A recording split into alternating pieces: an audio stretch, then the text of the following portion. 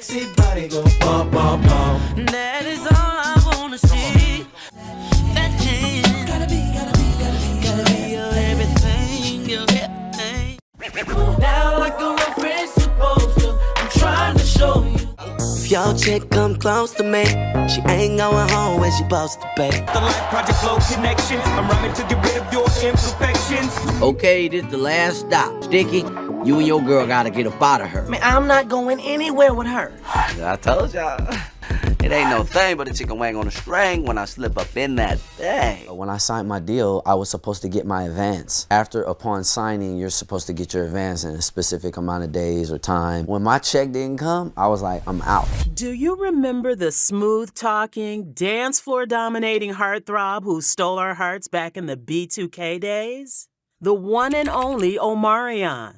Yes, the smooth operator who gave us Supposed to Be And all the mother nigga where they supposed to pay. Oh. and Icebox, $1 Million Smile Fool Ya. Omarion's journey hasn't been all sunshine and platinum records. 15 years ago, he wanted to go solo. He went solo, he didn't talk to anybody, and that was that. From behind-the-scenes B2K drama to chart-topping solo hits, and even some eyebrow-raising relationship scandals. How did you find out something was going on with your baby's mother and Fizz? There's so much more to this R&B icon than meets the eye. So stay glued, cause this one's going to be juicy. Born Omari Ishmael Granberry on November 12, 1984, in sunny Inglewood, California. It's a very different place, especially from when I was growing up, because, the gang culture was ever so prevalent. It started with cliques. This Scorpio was destined for the spotlight. His parents, Leslie Burrell and Trent Granberry, must have known they had a star on their hands because little Omari was already working it as a kid. He started out doing commercials for McDonald's and Kellogg's Corn Pops. Because you started doing commercials fairly early? Yeah, really early on. If we talking origins, the first time I had my dance recital was at 3. New foods that are cool and the sweetest, honey, whatever mood you're feeling. You don't need a lot of money. Talk about a snack starring in ads for snacks. And get this, before he became the heartthrob we all know and love, Omarion was showing off his dance moves as a background dancer for the R&B girl group Before Dark. Oh yes, he was the guy you spotted killing it in their music videos. But Omarion wasn't about to stay in the background for long. Nope. He had his eyes on bigger things and soon made the jump into music. And it didn't take long for him to take center stage in 1999 as the lead singer of the boy band B2K. Early B2K, we were performing for like Destiny Child and Black. He used to come through to this house. The group, made up of 4 fresh-faced teens, cleverly named themselves B2K, short for Boys of the New Millennium. And they weren't lying. These boys were ready to take over Y2K and beyond. They started out touring with none other than Lil Bow Wow. And soon after, in 2001, they dropped their debut single, It was catchy, it was fun, and it had the girls swooning. Then, in March 2002, they released their debut album, B2K. I wanna be the guys to be. And oh, did it make waves. The album hit number 2 on the Billboard 200 and snagged the top spot on the R&B hip-hop albums chart. Not too shabby for their first try, right? Then they dropped their second album, Pandemonium. Baby, that's the reason why I love you. And in case you've not heard, it was perfectly named because their hit single, Bump Bump Bump, Baby, turn around and let me see that sexy body go bum, bum. featuring P. Diddy, had everyone going wild, and produced by R. Kelly. The track soared to number 1 on the Billboard Hot 100. Now here's a fun little nugget of tea. Did you know Omarion's mom, Leslie, isn't just the woman who raised him, but also his go-to stylist? That's right. No, my mom worked in the shop. My mom actually was a really successful hairstylist. At one point in time, she was doing all of God's property hair. She was even the mastermind behind B2K's iconic early 2000s looks.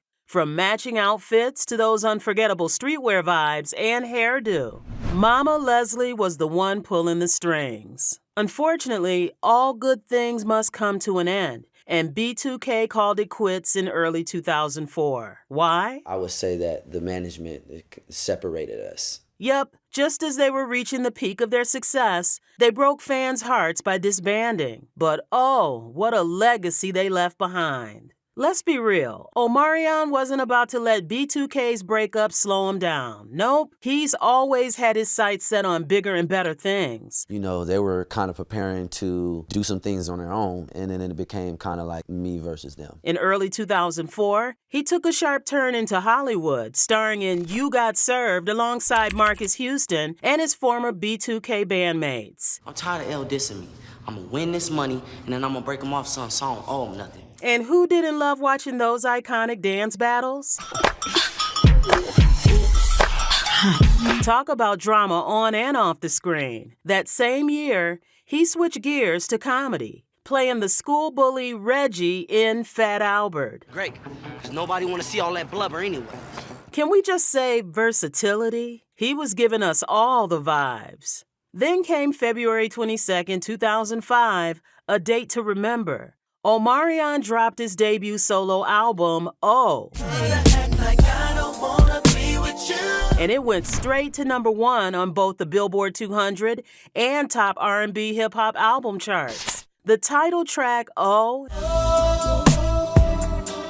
hit #27 on the Billboard Hot 100. And while the second single, Touch, only reached #94, Back into it. the album still sold over 758,000 copies in the U.S. And wait for it, he even snagged a Grammy nomination for Best Contemporary R&B Album at the 48th Annual Grammy Awards. Omarion was proving he could shine solo. By December 26, 2006, Omarion had fans buzzing again with his second album, 21.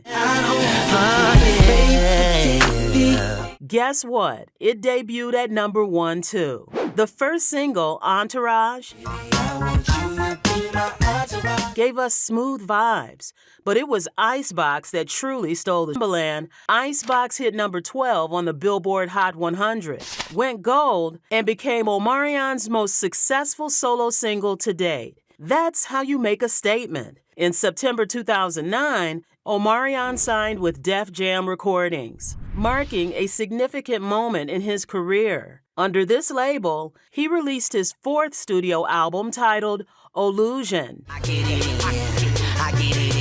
in January 2010. The album sold 21,200 copies its first week of sales. And as if dominating music wasn't enough, Omarion kept busy with movies and TV, from the Proud Family movie, And I would be proud to have you dance with me at that stuffed ball halftime thing. to Feel the Noise, All right, well, you know what I'm saying? Maybe, getting in front of an audience, performing, rapping, doing my thing, Somebody Help Me, and even The Masked Singer. There's a party going on right here.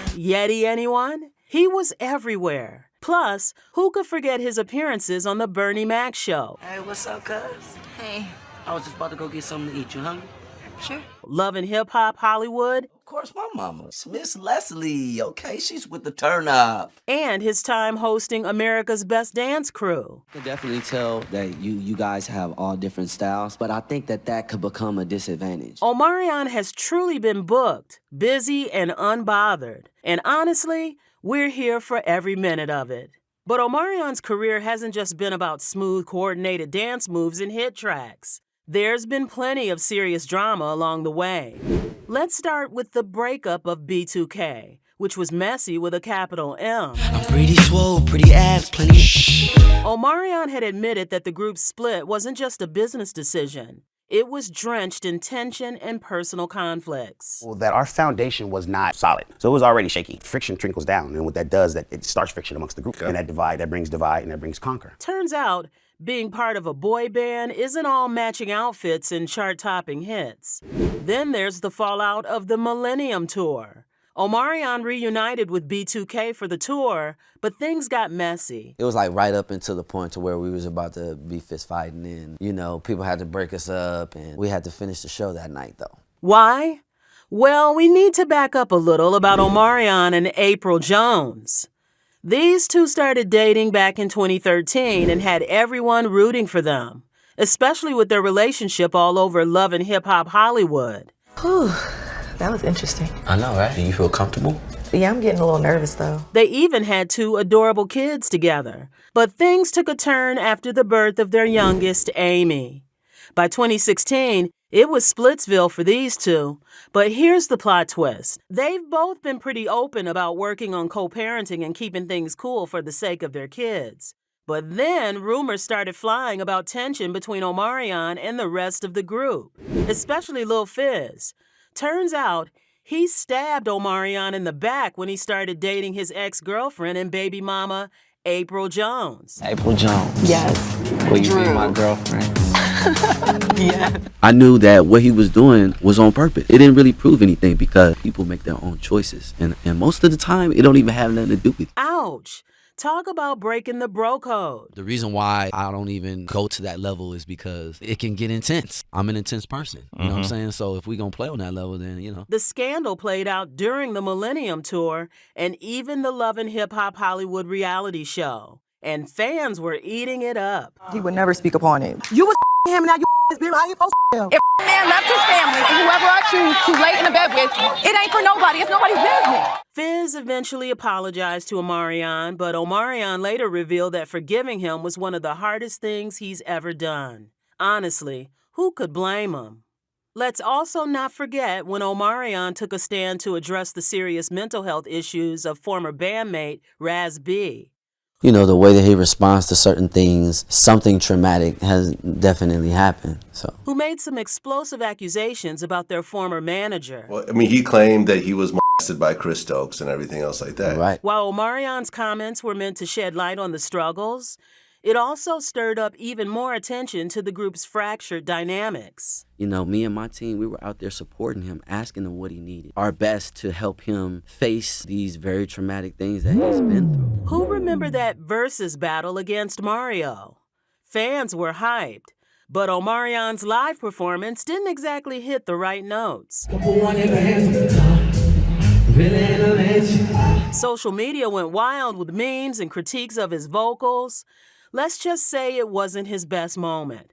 And the internet was ruthless. I feel like it felt bigger because in their time, yes, they were bigger artists. They did. But Omarion only had, 2 real albums? And we can't help but talk about Omarion's time with Young Money. And from words on the street, it was anything but smooth. He spilled the tea about feeling sidelined, while Lil Wayne, Drake, Nicki, Tyga, and even Lloyd, remember Bedrock? I can make your bed rock, girl. Yep, they soaked up all the attention. He thought he joined a partnership, but instead, he says it felt more like a winship for everyone but him. Oh, and let's not forget the drama over delayed advance checks.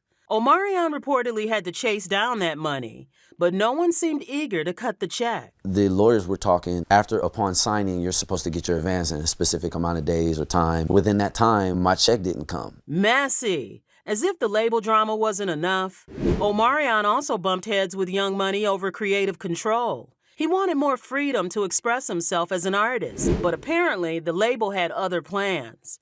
It's no wonder he felt stifled and frustrated.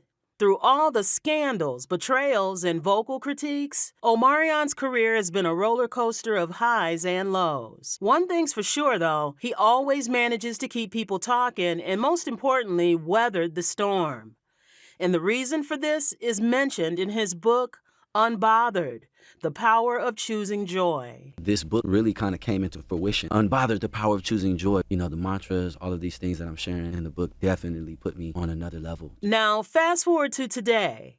Omarion isn't just living his best life, he's thriving with a net worth of $6 million. He's also the founder of OWL, Omarion Worldwide, an all-encompassing record label, management, and entertainment company. He's been dropping new music, making spiritual wellness his thing, and giving us the grown man energy by focusing on his 2 gorgeous kids. He's the proud father of 2 gorgeous kids. His son, Mega Omari Granberry, made his grand entrance on August 7th, 2014, and then came his little princess, Amy Kazuko Granberry. born on March 7, 2016.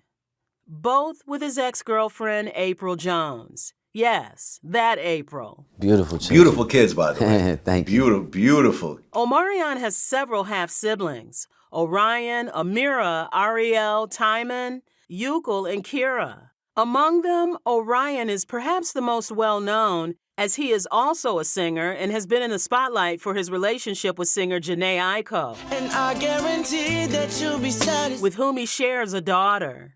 And to top it off, Omarion is set to bring the heat in 2025. That's right, he's headlining the Millennium Tour 2025, and it's kicking off on March 7th, 2025. And best believe this isn't just any tour. The lineup is stacked. We're talking Trey songs, Bow Wow, and a special guest appearance by none other than Rick Ross. This tour is basically a time machine back to the 2000s, serving up all the R&B and hip-hop nostalgia we've been craving. With stops in cities like Louisville, Detroit, and Atlanta, you already know it's going to be the event of the year. And that grand finale, oh, it's going to be legendary. You're a star in your own right. Fans can expect all the classic hits, high-energy performances, and maybe even a little drama because, let's be real, it wouldn't be a Millennium Tour without some surprises. And get this, you definitely don't want to miss it.